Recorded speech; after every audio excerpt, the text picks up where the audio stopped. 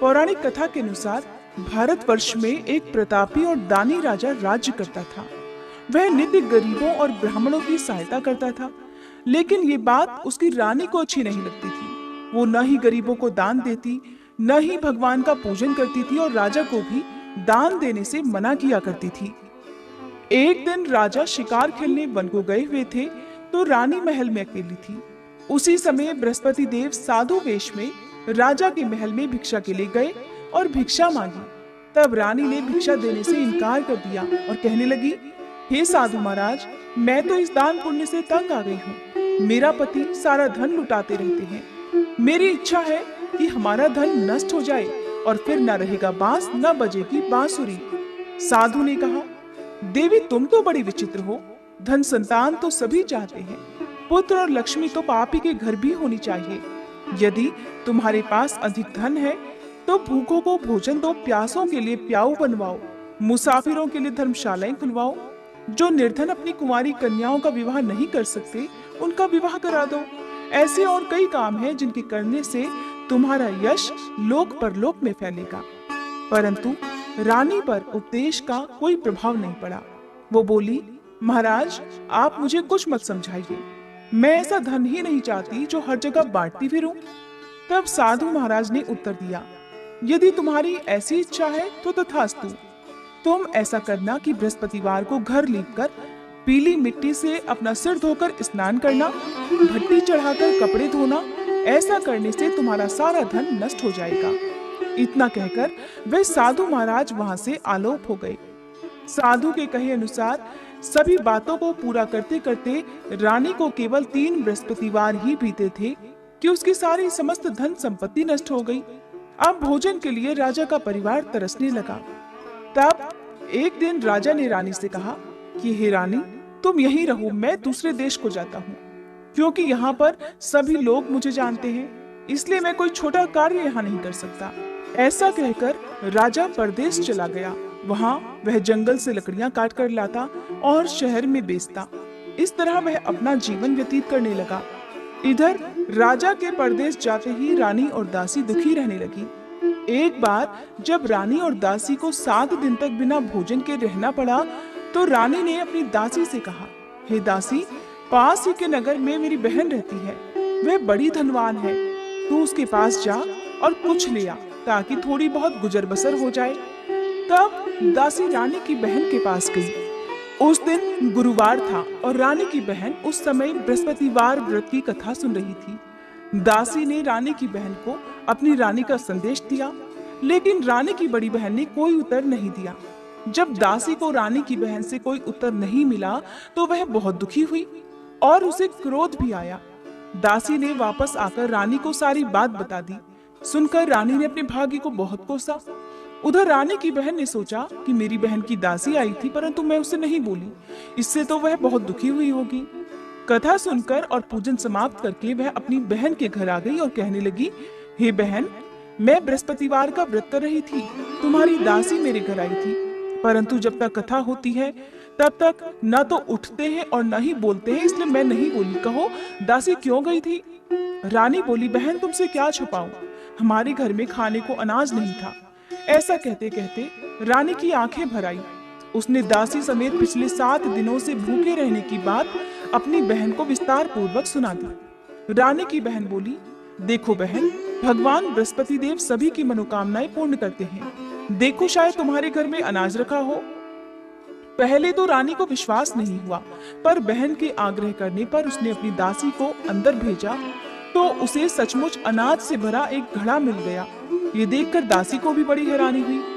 तब दासी रानी से कहने लगी, हे रानी, जब हमको भोजन नहीं मिलता तो हम व्रत ही तो करते हैं, इसलिए क्यों ना इनसे व्रत और कथा की विधि पूछ ली जाए, ताकि हम भी व्रत कर सके। तब रानी ने अपनी बहन से बृहस्पतिवार व्रत के बारे में पूछा। उसकी बहन ने बताया, बृहस्पतिवार के व्रत में चने की दाल और मुनक्का से विष्णु भगवान का केले की जड़ में पूजन करे तथा दीपक जलाए, व्रत कथा सुने और पीला भोजन ही करे। इससे बृहस्पति देव प्रसन्न होते हैं। व्रत और पूजन की विधि बताकर रानी की बहन अपने घर को लौट गई। 7 दिन के बाद जब गुरुवार का दिन आया तो रानी और दासी ने व्रत रखा। घुड़साल में जाकर चना और गुड़ लेकर आई। फिर उससे केले की जड़ तथा विष्णु भगवान का पूजन किया। अब पीला भोजन कहाँ से आए? इस बात को लेकर दोनों बहुत दुखी थी।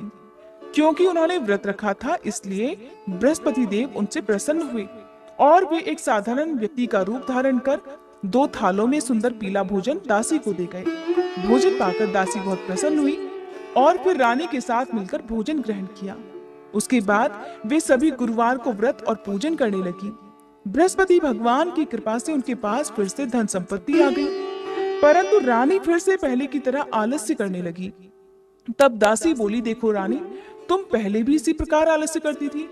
तुम्हें धन रखने में कष्ट होता था, इस कारण सभी धन नष्ट हो गया। अब जब भगवान बृहस्पति की कृपा से हमें धन मिला है, तो तुम्हें फिर से आलस्य होता है। रानी को समझाते हुए दासी ने कहा, हे रानी, बड़ी मुसीबतों के बाद हमने ये धन पाया है, इसलिए हमें दान पुण्य करना चाहिए, भूखे मनुष्यों को भोजन कराना चाहिए और धन को शुभ कार्यों में खर्च करना चाहिए, जिससे तुम्हारे कुल का यश बढ़ेगा, स्वर्ग की प्राप्ति होगी और पितर भी प्रसन्न होंगे।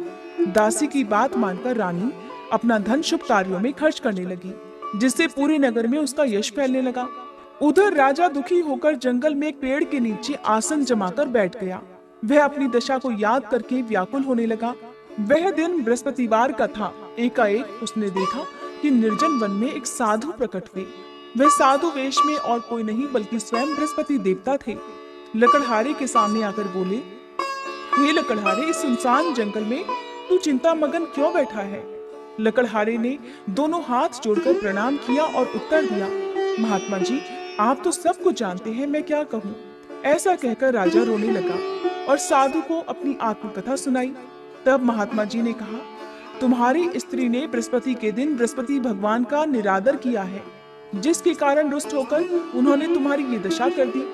अब तुम चिंता को दूर करके मेरे कहने पर चलो तो तुम्हारे सभी कष्ट दूर हो जाएंगे और भगवान पहले से भी अधिक संपत्ति देंगे।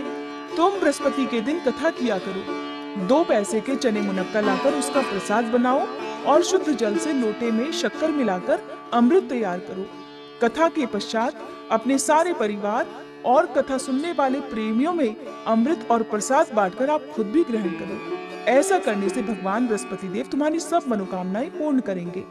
साधु के ऐसे वचन सुनकर लकड़हारा बोला, हे प्रभु, मुझे लकड़ी बेचकर इतना पैसा नहीं मिलता जिससे भोजन करने के बाद मैं कुछ बचा सकूं, और मैंने रात्रि में अपनी स्त्री को व्याकुल देखा है। मेरे पास कुछ भी नहीं जिससे मैं उसकी खबर मंगा सकूं। साधु महाराज ने कहा, हे लकड़हारे, तुम किसी बात की चिंता मत करो। बृहस्पति के दिन तुम रोजाना की तरह लकड़ियां लेकर शहर को जाओ। तुमको रोज से 2 गुना धन प्राप्त होगा, जिससे तुम भलीभांति भोजन कर लोगे और बृहस्पति देव की पूजा का सामान भी आ जाएगा। इतना कहकर साधु महाराज अंतर्ध्यान हो गए। धीरे धीरे समय बीतने पर फिर वही बृहस्पतिवार का दिन आया। लकड़हारा जंगल से लकड़ी काटकर किसी शहर में बेचने को गया। उसे उस दिन और दिन से अधिक पैसा मिला। राजा ने चना गुड़ आदि लाकर गुरुवार का व्रत किया। उस दिन से उसके सभी क्लेश दूर हुए, परंतु जब दोबारा गुरुवार का दिन आया तो वह बृहस्पति देव का व्रत करना भूल गया। इस कारण बृहस्पति भगवान नाराज हो गए।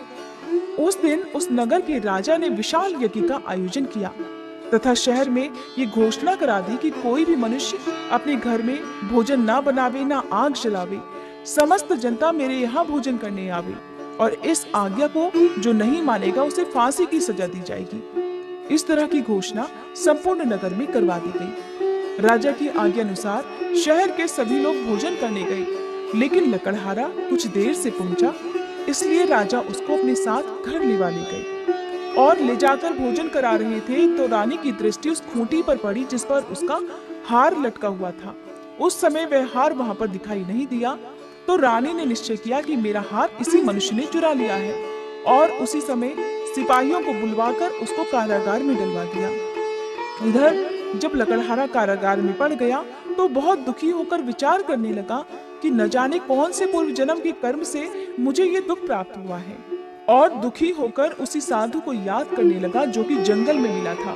उसी समय तत्काल बृहस्पति देव साधु के रूप में प्रकट हुए और उसकी दशा को देखकर कहने लगे, अरे मूर्ख, तूने बृहस्पति देव की कथा नहीं की, इस कारण तुझे ये दुख प्राप्त हुआ है।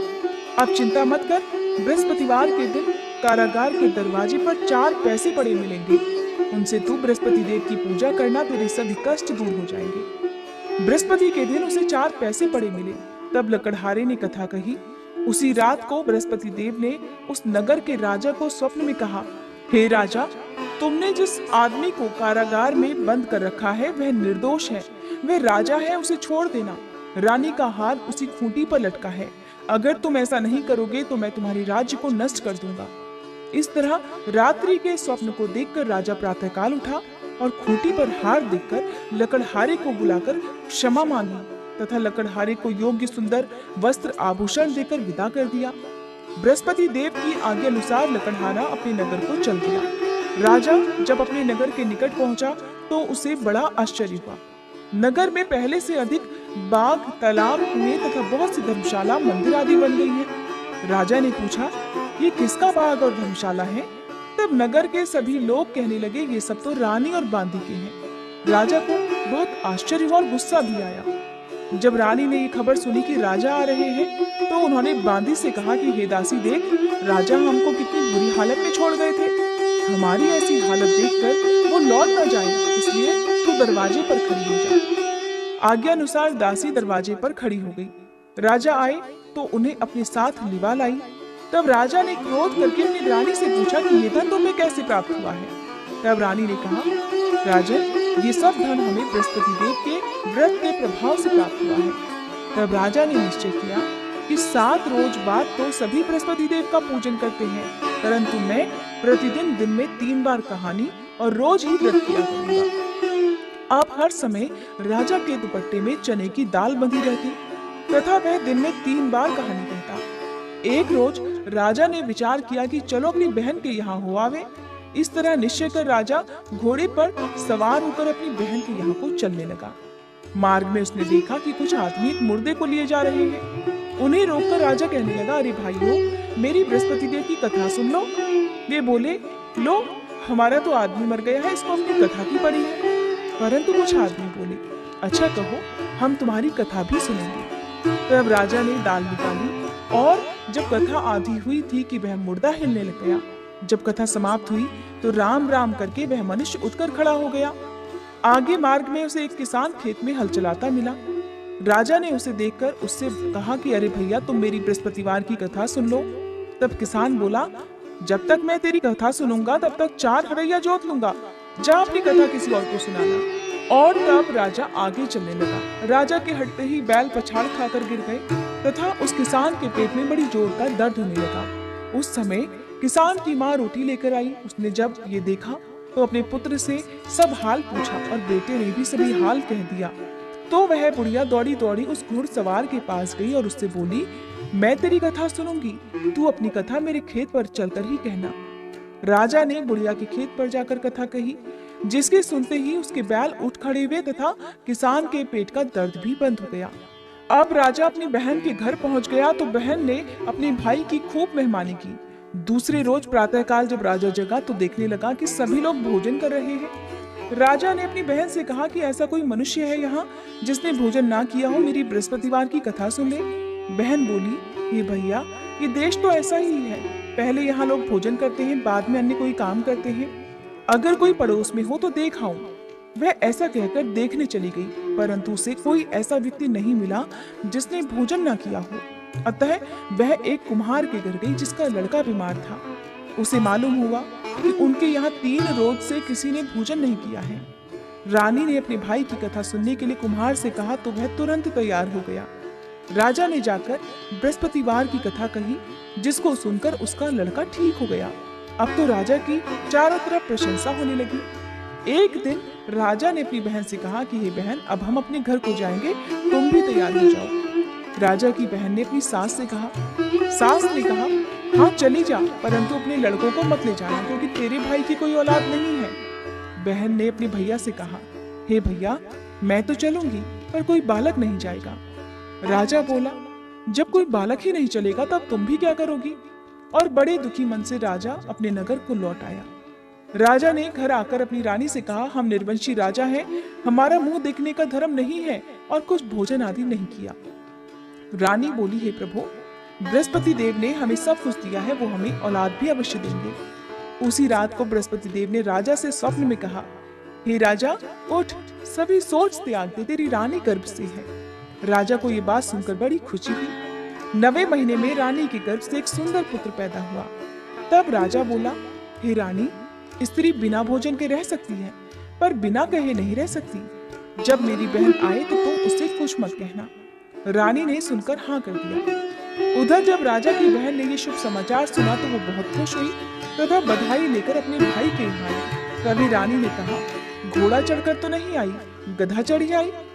राजा की बहन बोली, भाभी, मैं इस प्रकार नहीं कहती तो तुम्हें औलाद कैसे मिलती? बृहस्पति देव ऐसे ही हैं, जैसे जिसके मन में कामनाएं हैं सभी को पूर्ण करते हैं। जो सद्भावना पूर्वक बृहस्पतिवार का व्रत करता है और कथा पढ़ता है अथवा सुनता है और दूसरों को सुनाता है, बृहस्पति देव उसकी सभी मनोकामनाएं पूर्ण करते हैं।